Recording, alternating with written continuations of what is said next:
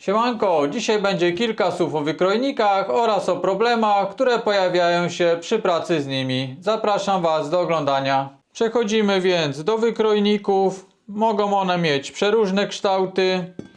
Mogą być wykonane także z różnych taśm stalowych. Ta akurat jest dość wąska, a ta przy tym kółku jest dużo szersza. Warto też to wziąć pod uwagę przy maszynach czy przy jakichś praskach własnej roboty, które wykonujemy, ponieważ może nam to nie wejść, albo trzeba będzie wykonać później jeszcze jakieś modyfikacje. I teraz przy używaniu wykrojników najważniejsze jest to, żeby one były cały czas w pełni ostre, no i żebyśmy mieli twarde i stabilne podłoże. Jako podłoże pod wykrojnik polecałbym najbardziej poliamid. Nawet taka centymetrowa płytka bardzo fajnie się sprawdzi. Używam jej także do dziurkaczy, tak żeby nie dziurawić sobie maty i całego stołu. Można także używać innych tworzyw sztucznych. Ogólnie co nam wpadnie pod rękę, możemy wykorzystać jako spód pod wykrojniki. No i teraz przy używaniu wykrojników może się pojawić jak zwykle szereg różnych problemów. Za chwilkę Wam postaram się kilka tych problemów pokazać przy wycinaniu.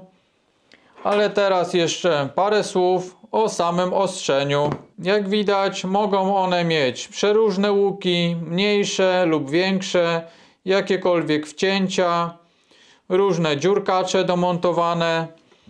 No i do ostrzenia wykrojników używam takich osełek. Są to osełki diamentowe, ponieważ najszybciej się nimi ostrzy.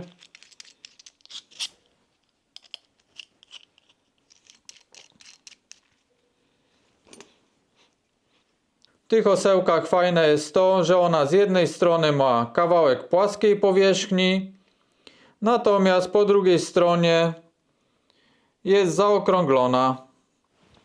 I teraz w przypadku takiego koła mogę ostrzyć ją po całym obwodzie z jednej i z drugiej strony.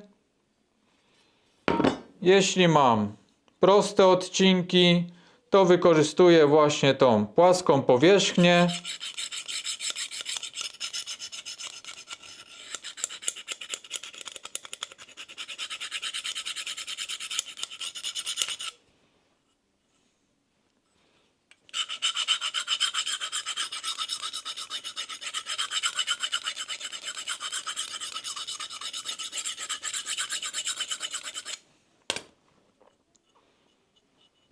Musimy sprawdzać pod palcem, tak samo jak przy ostrzeniu noża, czy on chwyta nam paznokieć, czy się ślizga po nim. Jeśli czujemy właśnie takie złapanie, że to ostrze będzie nam zdzierało płytkę, no to znaczy, że jest wystarczająco ostry. Natomiast ta osełka przydaje nam się do wszelkich takich wcięć. Jak się przyjrzymy, tutaj też jest kawałek ostrego. W tych częściach najczęściej właśnie nam nie docina skóry, bo najgorzej jest tu naostrzyć. No i możemy korzystać z samego czubka.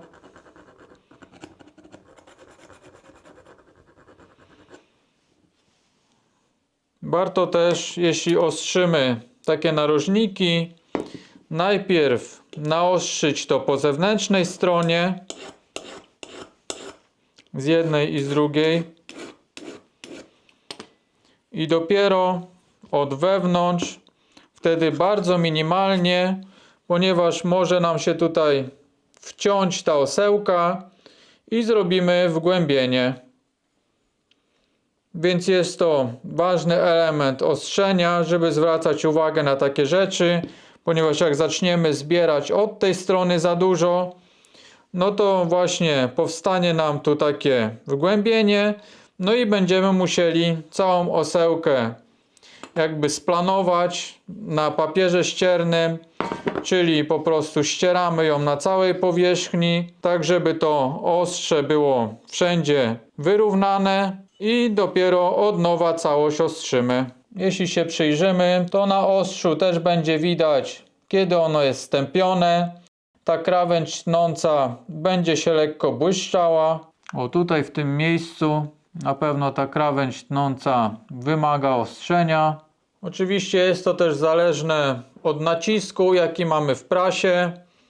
Im większy nacisk, tym możemy sobie trochę odpuścić to ostrzenie, ale jeśli dysponujemy dość niewielką praską, no to musimy zadbać o to, żeby ta krawędź tnąca była maksymalnie ostra.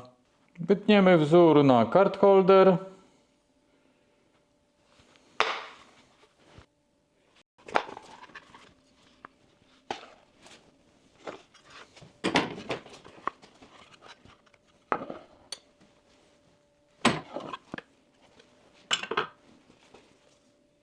Tak to mniej więcej powinno wyglądać. No i teraz po wycięciu elementu możemy ocenić też, w jakim stanie jest wykrojnik. Po prostu obracając to na drugą stronę. Tutaj jak widać mamy równą krawędź, bez żadnych strzępień. Natomiast jak spojrzymy tutaj, no to już jest dla nas znak, że wykrojnik wymaga pewnego podostrzenia, ponieważ zamiast nam tu ładnie przecinać, to lekko nie docina włókien i to jest taka pierwsza oznaka, że wykrojnik jest do ostrzenia. Coś takiego może się też dziać, albo nawet ten efekt może być większy, jeśli ta płyta, którą podkładamy, jest zbyt miękka albo z jakiegoś dziwnego tworzywa, albo ktoś pomyślał, że może guma wystarczy. Także na pewno nie dajemy tutaj nic miękkiego, to musi być twarda powierzchnia i wtedy będziemy mieli to ładnie docięte. Teraz inny wykrojnik. Z doświadczenia Wam powiem, że ten wykrojnik potrzebuje dużo mniej nacisku, żeby wyciąć, niż ten. Jeśli ten miałby tutaj prostą krawędź, to też by potrzebował mniej nacisku. Każda taka zmiana właśnie w kształcie, jakieś łuki, wklęśnięcia, dziurkacze, to dodatkowo utrudnia przecięcie skóry i musimy dysponować większym naciskiem.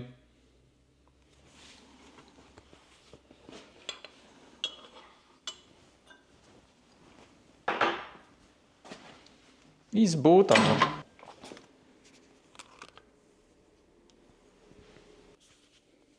Skóra 4-5 mm.